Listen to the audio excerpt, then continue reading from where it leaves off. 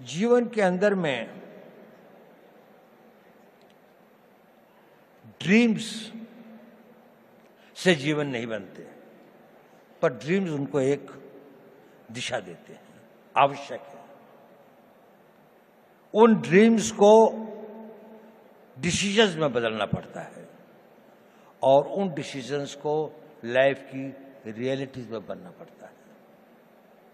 कुछ लोग जो इसे कर पाते हैं वो सक्सेसफुल हो जाते हैं, उन्हें सफलता प्राप्त होती है। बाकी लोग ड्रीम्स के से और डिसीजन तक के कुछ वॉक हो जाते हैं, कुछ डिसीजन से इम्प्लीमेंटेशन तक में भटक जाते हैं, तो गंतव्य तक नहीं पहुंचते। आप सब लोगों में असीम संभावनाएं हैं। आप में यौवन की ऊर्जा है, आप में बड़े बड़े सपने हैं, आप में वो शक्ति है, आप में वो प्रवाह है जो ये कहता है कि मैं समुद्र को पी जाऊंगा, मैं दुनिया को बदल डालूंगा। उस तरह की शक्तियों को लेकर आप आए हैं और आप बहुत भाग्यवान हैं कि आप उस भारत में पैदा हुए, एक स्वतंत्र भारत में। ये स्वतंत्र भारत हमेशा ऐसा नहीं था जितना स्वतंत्र आपको दिखाई देता है। सदियों तक हमारे पूर्वजों ने इसके लिए बहुत कुर्बानियां सही, बहुत अपमान सहे, बहुत असहायता के दौर से गुजरे।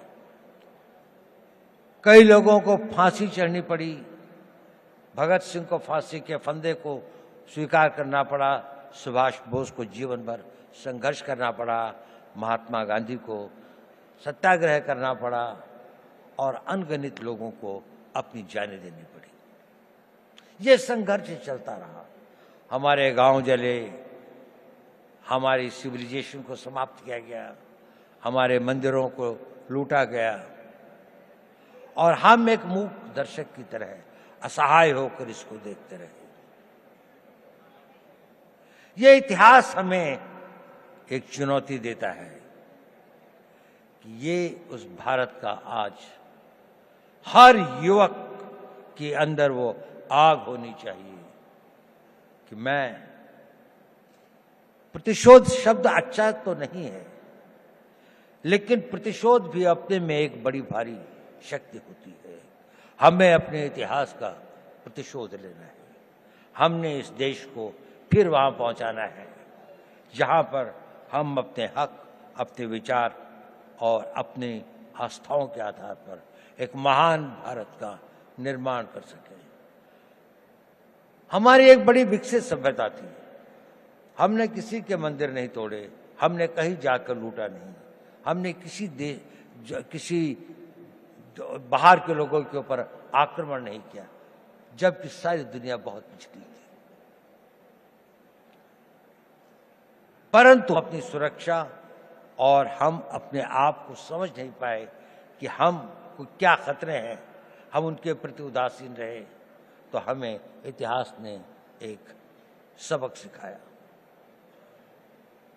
क्या हमने वह सबक सीखा? क्या उस सबक को हम याद रखेंगे? अगर आने वाली पीढ़ियां उस सबक को भूल जाएंगी तो ये इस देश का सबसे बड़ा